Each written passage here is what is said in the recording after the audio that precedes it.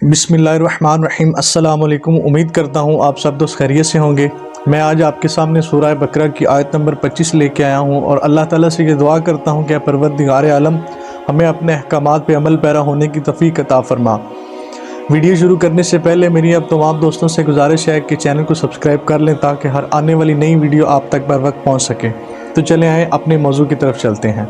बिस्मिल्लाहिर्रहमानिर्रहीम। वबश्शिरिल्लज़ीना आमनू व अमिलुस्सालिहात अन्ना लहुम जन्नतिन तजरी मिन तहतिहा अल-अनहार कुल्लमा रुज़िक़ू मिन्हा मिन समरातिन रिज़्क़न क़ालू हाज़ाल्लज़ी रुज़िक़ना मिन क़ब्लु व उतू बिही मुतशाबिहन वलहुम फ़ीहा अज़वाजुम मुतहहरात व हुम फ़ीहा ख़ालिदून।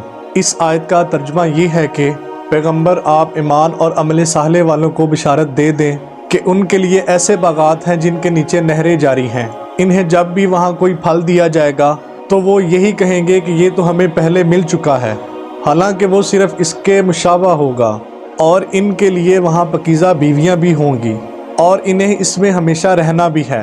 इस आयत की तफसीर ये है कि कुरान मजीद की बेशुमार आयात में ईमान के साथ अमल साले का जिक्र है। निजात और फलाह के लिए अगर ईमान ज़रूरी है तो अमल साले भी शर्त है। ईमान व अमल की 3 सूरतें सामने आती हैं। पहली सूरत ईमान वाला अमल, दूसरी सूरत अमल वाला ईमान और तीसरी सूरत अमल बा ईमान। पहली सूरत यानी ईमान वाला अमल कुरान मजीद की रूह से निजात का जरिया नहीं है। कुरान ने जहाँ भी नईम जन्नत और फलाह की नवीद सुनाई है वहाँ ईमान को अमल साले से मशरूत कर दिया है, क्योंकि ईमान व यकान इंसान के ज़मीर और शऊर पर ज़रूर असरअंदाज होता है, जिसका लाजमी नतीजा अमाल की सूरत में ज़ाहिर होता है। मसलन अगर मरीज़ का ईमान हो कि फ़लाँ दवा मेरे लिए बेहतर है तो उस ईमान और यकीन का असर उसके शऊर पर मुरतब होगा, जिसके नतीजे में वो अमल करेगा यानी दवा इस्तेमाल करेगा। और कोई अक्ल ऐसा नहीं है जो अपने इस ईमान का असर मुरतब ना होने दे। और दूसरी सूरत अमल वाला ईमान।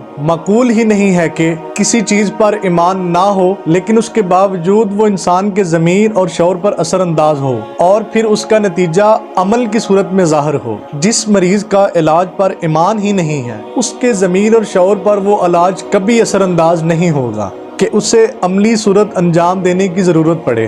बिनाबरी जिन लोगों का अल्लाह पर ईमान नहीं होगा वो अल्लाह की इताअत नहीं करेंगे और इस सूरत में अमल साले बजा लाना मुमकिन ही नहीं है। वाज़ह रहे कि जो लोग रफ़ाई काम सर अंजाम देते हैं लेकिन अल्लाह की खुशनुदी के लिए नहीं, उनके अमाल किसी और ईमान और अकीदे के असरात का नतीजा होते हैं, लिहाजा उनका सवाब अल्लाह के ज़िम्मे नहीं बल्कि उसी के ज़िम्मे होगा जिसके लिए उन्होंने ये अमाल अंजाम दिए हैं। और तीसरी सूरत ईमान बा अमल ये ज़रिया नजात है और इसी के लिए कुरान ने भी जन्नत की अब्दी नेमतों की बशारत दी है। वबश्शिरिल्लज़ीना आमनू व आमिलुस्सालिहात अन्ना लहुम जन्नतिन तजरी मिन तहतिहा अल-अनहार। ईमान के साथ अमल साले बजा लाने वालों के लिए जन्नत में बागात हैं जिनके नीचे नहरें बह रही हैं। कुल्लमा रुज़िक़ू कि इन्हें जब भी कोई फल खाने को मिलेगा तो वो यही कहेंगे कि ये तो वही है जो इससे पहले भी हमें मिल चुका है। और कुरान फरमाता है व उतू बिही मुतशाबिहन, हालांकि इन्हें मिलता जुलता दिया गया होगा।